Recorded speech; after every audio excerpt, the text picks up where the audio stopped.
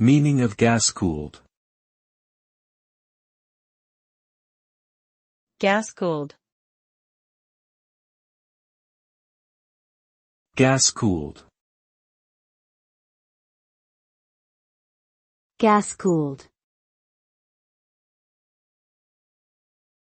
Gas-cooled.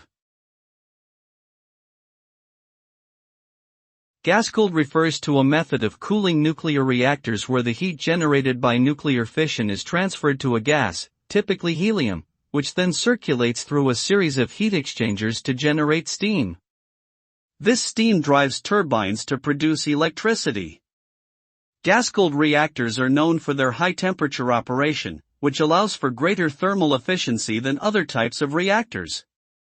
Additionally, the use of helium as a coolant means that the reactor can operate at higher pressures, leading to improved safety and reliability. Overall, gas-cooled reactors offer a promising avenue for sustainable energy production.